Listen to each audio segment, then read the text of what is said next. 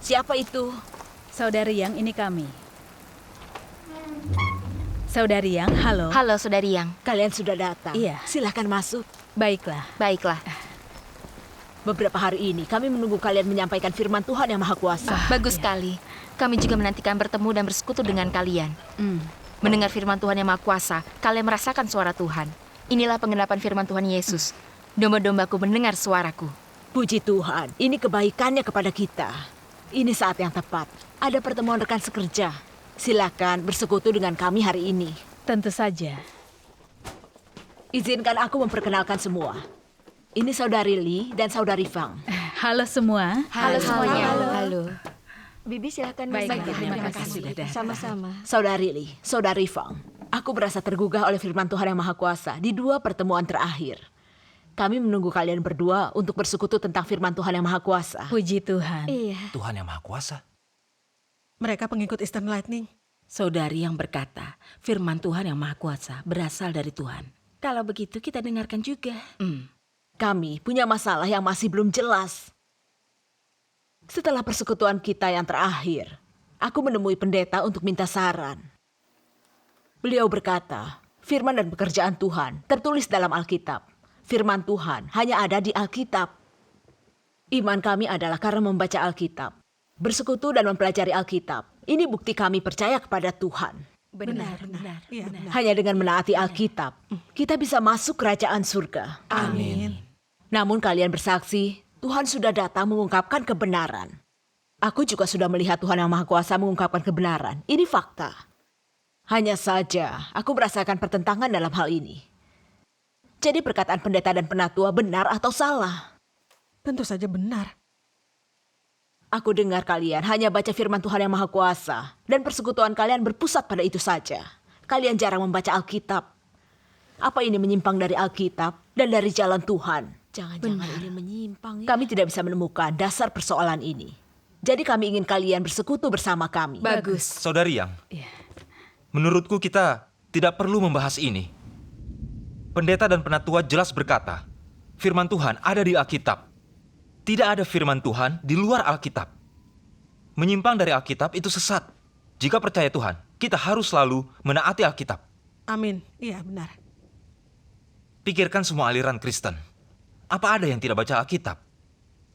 Hanya orang-orang Eastern Lightning yang bersaksi Tuhan di akhir zaman datang untuk berfirman. Mereka mengajak orang membaca firman Tuhan yang Maha Kuasa. Ini menyimpang dari Alkitab dan mengkhianati Tuhan. Benar, benar. Saudari Yang, kita tidak bisa mendengar khotbah mereka. Kita bisa sesat nanti. Cepat usir mereka. Kata-katanya benar. Eastern Lightning bersaksi Tuhan yang Maha Kuasa mengungkapkan kebenaran dengan penghakiman di akhir zaman. Ini tidak tertulis di Alkitab. Sama sekali tidak ada. Saudari Yang, kita tidak boleh asal saja mendengarkan. Benar. Rekan Wang. Sekalipun firman Tuhan yang Maha Kuasa tidak tertulis dalam Alkitab, firman ini benar dan jelas bersumber dari Tuhan. Mungkin ini firman Roh Kudus kepada jemaat yang dinubuatkan dalam kitab Wahyu. Yang bertelinga harus mendengar. Benar. Kita harus menyelidikinya. Jangan begitu saja menghukumnya, seperti pendeta dan penatua. Iya, benar. Tuhan Yesus berkata, domba-dombaku mendengar suaraku. Jika kita tidak dengar suara Tuhan, bagaimana kita menyambut kembalinya Tuhan? Ayo duduk saja dulu. Izinkan mereka menyampaikan firman Tuhan yang Maha Kuasa. Sehingga kita dapat memastikan apa firman Tuhan yang Maha Kuasa sungguh benar dan merupakan suara Tuhan. Benar. Silakan duduk dan mendengarkan. Kami akan Iya, dengarkan. benar. Mari kita duduk dan mendengarkan. Iya. Puji Tuhan. Saudara-saudari, umat beragama, taat Alkitab dan tidak menerima pekerjaan Tuhan yang Maha Kuasa di akhir zaman. Inilah inti permasalahannya. Mereka telah lalai mendengarkan suara mempelai laki-laki. Mereka lalai harus mencari firman Roh Kudus kepada jemaat-jemaat. Banyak yang memuja perkataan pendeta dan penatua, yang berkata semua firman Tuhan tertulis dalam Alkitab. Mustahil ada firman Tuhan selain dalam Alkitab. Apa ini berlandaskan Alkitab? Tidak. Apa Tuhan Yesus membuat pernyataan ini? Tidak. Apa Roh Kudus pernah mengatakan hal ini? Tidak. Tidak. Sama sekali tidak begitu. Ini betul-betul bualan iblis untuk menipu umat. Iblis membutakan mata dan menulikan telinga umat pilihan Tuhan, mencegah mereka mendengar suara Tuhan, mencegah mereka dengar firman Roh Kudus kepada jemaat. Bukankah tipuan iblis ini berbahaya dan jahat? Banyak orang begitu menghormati pendeta dan penatua, sampai omong kosong yang mereka sampaikan dianggap benar. Ini bodoh dan bebal, kan? Benar. Tuhan Yesus berfirman, "Banyak hal yang bisa kukatakan kepadamu, tapi kau tidak bisa menerima semuanya saat ini. Namun ketika Roh kebenaran datang, Dia akan menuntun kalian ke dalam seluruh kebenaran." Amin. Dalam Alkitab, kitab Wahyu menubuatkan, yang bertelinga hendaklah mendengar apa yang dikatakan Roh kepada gereja-gereja. Firman Tuhan mengatakan dengan jelas, Tuhan berfirman saat datang di akhir zaman Ya. dan menuntun orang kepada seluruh kebenaran. Pendeta dan penatua berkata, pekerjaan dan firman Tuhan ada di dalam Alkitab. Firman dan pekerjaan Tuhan hanya ada di dalam Alkitab. Bukankah ini jelas-jelas menentang Tuhan? Menentang Tuhan. Betul sekali. Menentang Tuhan. Dia benar. Bagaimana nubuat Tuhan ini terwujud? Menurut sudut pandang pendeta dan penatua. Seperti kilat dari timur dan bersinar ke barat, demikianlah kedatangan Anak Manusia. Bagai petir menerangi satu bagian di bawah langit sampai bagian lain di langit, demikian juga Anak Manusia saat hari kedatangannya. Pertama-tama, Dia harus menderita, ditolak oleh generasi ini. Bagaimana nubuat ini akan digenapi? Bagaimana lalang dipisah dari gandum, hamba yang baik dari jahat, atau gadis-gadis yang bijaksana dari yang bodoh? Bagaimana kelompok pemenang tercipta sebelum malapetaka? Penggenapan pekerjaan penghakiman di hadapan tahta putih di akhir zaman. Bagaimana kerajaan Kristus di akhir zaman berdiri? Iya. Bagaimana tabernakel Tuhan berdiri di tengah manusia? Jika Tuhan tidak berinkarnasi, apa pekerjaan ini bisa digenapkan manusia? Tidak. Benar kan? Jika Tuhan hanya bekerja di masa lalu, di zaman hukum Taurat dan zaman kasih karunia, bagaimana nubuat ini dapat digenapi? Memang ini benar. Dia mengatakan kebenaran. Maka penampakan dan pekerjaan Tuhan di akhir zaman merupakan tahapan pekerjaan terakhir dan paling penting dalam rencana pengelolaan Tuhan. Ini harus dikerjakan oleh inkarnasi Tuhan, sehingga seluruh realitas ini digenapi. Luar biasa. Tuhan yang Maha Kuasa melakukan pekerjaan penghakiman di akhir zaman, mengungkapkan kebenaran. Apa manusia biasa mampu mengungkapkan ini? Apa malaikat bisa mengungkap kebenaran ini? Tidak. Apa tokoh rohani bisa mengungkapkan hal ini? Tidak. Tidak ada yang mampu mengungkapnya selain Tuhan sendiri. Amin. Karena firman yang diungkapkan Tuhan yang Maha Kuasa adalah kebenaran, itu suara Tuhan. Sekalipun tidak tercatat dalam Alkitab, ada yang berani berkata ini bukan firman Tuhan? Siapa yang berani menyangkal ini suara Tuhan? Di masa depan, Tuhan akan katakan banyak firman untuk menuntun dan memelihara umat manusia. Ini sesuatu yang tidak bisa disangkal. Jadi, saat pendeta dan penatua berkata, pekerjaan dan firman Tuhan ada di Alkitab, firman Tuhan tidak ada di luar Alkitab. Itu salah dan tidak masuk akal. Ini contoh kaum religius menggambarkan dan menentang Tuhan. Kata-katanya benar juga. Masuk akal. Iya. Saudara-saudari, apa semua sudah jelas? Iya, sudah jelas. Bagus, puji Tuhan. Jadi mari baca firman Tuhan yang Maha Kuasa supaya jelas memahami persoalan ini. Bagus. Iya. Bagus. Kita dengarkan. Baiklah. Ayo kita dengarkan baik-baik. Kita dengarkan sama-sama. Firman Tuhan yang Maha Kuasa. Semua yang tercatat di Alkitab terbatas dan tidak mampu merepresentasikan seluruh pekerjaan Tuhan. Keempat kitab Injil berisi kurang dari 100 pasal. Berisi peristiwa yang tidak terhingga banyaknya. Seperti peristiwa Yesus mengutuk pohon ara. Petrus menyangkal Tuhan. Yesus menampakkan diri setelah penyalipan dan kebangkitannya. Pengajaran tentang puasa, pengajaran tentang doa, tentang perceraian. kelahiran dan silsilah Yesus, Yesus menunjuk murid-muridnya, dan masih banyak lagi. Semua ini hanya tulisan yang sedikit jumlahnya. Namun manusia menilainya sebagai harta karun, bahkan mempertentangkan apa yang tertulis. Mereka bahkan percaya bahwa Yesus hanya melakukan hal sebanyak itu sejak kelahirannya. Seakan-akan Tuhan hanya mampu melakukan sebanyak itu, tidak ada pekerjaan-pekerjaan lain. Bukankah ini menggelikan? Iya, itu benar. Jika ingin melihat pekerjaan zaman hukum Taurat, dan melihat bagaimana bangsa Israel mengikuti jalan Yahweh, maka kau harus membaca Perjanjian Lama. Jika ingin memahami pekerjaan zaman kasih karunia, engkau harus membaca Perjanjian Baru. Bagaimana jika ingin melihat pekerjaan pada akhir zaman? Engkau harus menerima kepimpinan Tuhan di zaman sekarang dan memasuki pekerjaan pada zaman ini. Inilah pekerjaan yang baru itu, yang belum pernah tercatat di dalam Alkitab. Pekerjaan pada zaman sekarang adalah jalan yang belum pernah dijalani oleh manusia dan belum pernah dilihat siapapun. Ini pekerjaan yang belum pernah dilakukan sebelumnya. Ini adalah pekerjaan terbaru Tuhan di muka bumi. Siapa yang bisa lebih dulu mencatat setiap potong pekerjaan pada zaman ini tanpa lalai?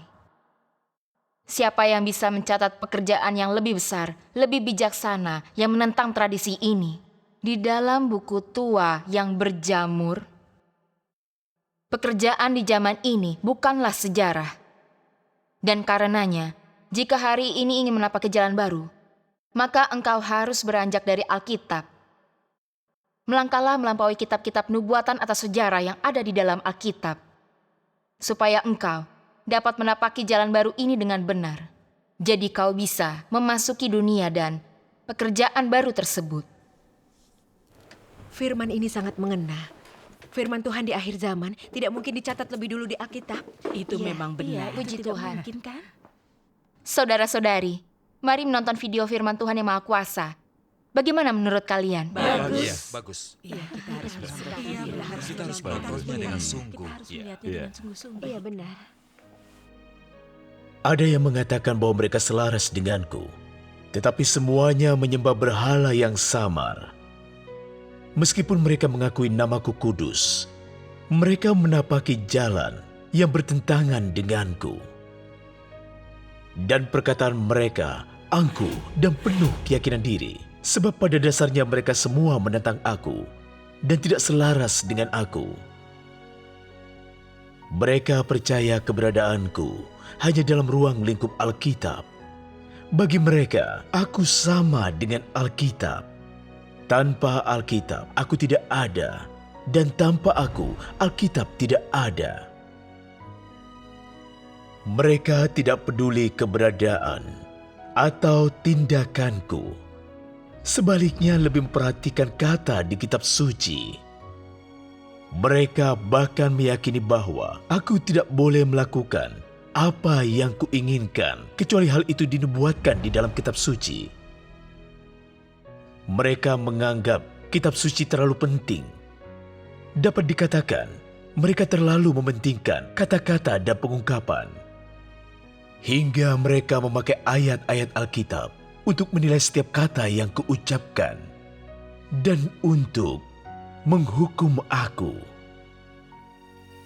Perkara yang mereka cari bukanlah agar selaras denganku atau cara agar selaras dengan kebenaran, tetapi cara agar selaras dengan apa kata Alkitab. Mereka meyakini semua yang tidak sesuai Alkitab bukanlah pekerjaanku. Bukankah orang-orang seperti ini keturunan orang Farisi yang sangat berbakti?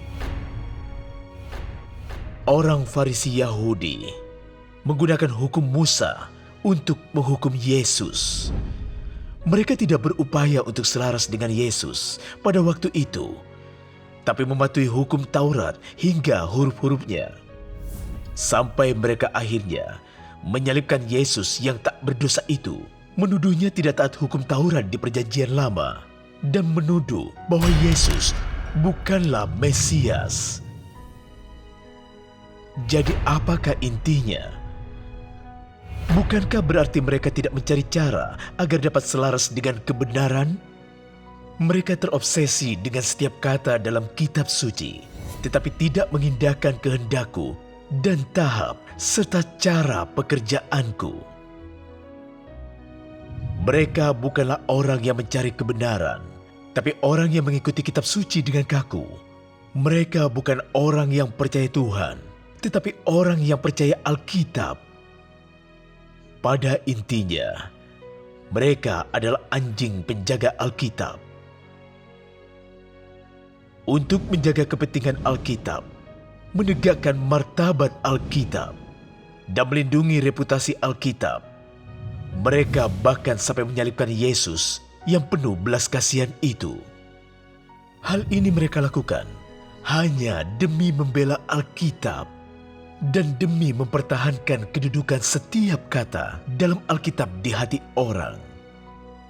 Karena itu, mereka buang masa depan dan korban penghapus dosanya untuk menghukum Yesus yang tidak sesuai dengan doktrin kitab suci sampai mati. Bukankah mereka ini kacung-kacung bagi setiap kata di kitab suci? Firman ini sangat mengejutkan. Benar. Kaum Farisi Kita harus menyalibkan melihatnya Tuhan dengan Yesus sungguh-sungguh. karena berpegang pada Alkitab. Kita harus Iya, itu benar sekali. Jika Tuhan yang Maha Kita Kuasa harus tidak melihatnya dengan memaparkan, sungguh-sungguh. kita tidak tahu. Mendengar firman Iya. Tuhan yang Maha Kuasa, aku merasa malu. Tuhan adalah mata air kehidupan. Firman Tuhan mengalir selama-lamanya, tak habis-habisnya. Mana mungkin Tuhan hanya mengatakan firman yang terbatas dalam catatan Alkitabiah? Iya, aku juga ingin tahu. Selama bertahun-tahun beriman, kami sungguh tidak mengerti kebenaran. Dan sama sekali tidak mengenal Tuhan. Kami percaya pada pendeta dan penatua, membatasi firman dan pekerjaan Tuhan dalam Alkitab saja. Itulah yang kami lakukan. Kami yakin Tuhan hanya mengatakan firman yang tercatat dalam Alkitab, dan Tuhan tidak akan bicara lagi. Bukankah ini membatasi dan mengecilkan Tuhan? Aku terlalu angkuh dan sombong, terlalu bodoh dan bebal. Iya. Selama ini aku sudah disesatkan pendeta dan penatua dan tidak bijaksana. Aku sangat malang, memprihatinkan, dan buta. Memang benar. Kitab Wahyu sering menyebut, barang siapa bertelinga hendaklah mendengar. Apa kata Roh kepada gereja-gereja? Kita sudah berkali-kali membacanya. Bagaimana bisa melewatkannya? Oh, kau benar. Kenapa tidak berpikir bahwa Tuhan di akhir zaman tetap bicara pada jemaat? Sungguh bodoh dan bebalnya kita. Iya. Ini salah pendeta dan penatua, hanya menekankan pengetahuan Alkitab dan teori teologi. Membuat kita bingung dengan konsep dan teori agamawi. Membingungkan kita, sehingga tidak tahu cara menyambut kembalinya Tuhan. Tidak tahu cara mencari firman Roh Kudus kepada jemaat. Benar. Hari ini, untunglah kalian bersekutu tentang firman Tuhan yang Maha Kuasa. Kami bisa dengar suara Tuhan. Puji Tuhan. Jika tidak, kami masih ditipu gembala dan penatua. Kami nyaris kehilangan kesempatan menyambut Tuhan. Benar. Tentang ini kurasa sangat berbahaya. Pendeta dan penatua, orang Farisi, mereka sangat hina. Iya. Kita semakin mengenali pendeta dan penatua. Iya. Mereka sungguh orang Farisi yang munafik. Iya. Jangan mendengarkan mereka lagi. Benar. Dia tidak usah mendengarkan mereka. Terakhir kali aku menentangmu meminta nasihat kepada pendeta. Tapi aku tidak bisa menghalangimu. Kali ini akhirnya kau mengerti. Jangan menuding kekuranganku, jangan buka kejelekanku. Siapapun bisa bertindak bodoh. Iya, benar. Puji Tuhan. Iya. Puji Tuhan. Iya.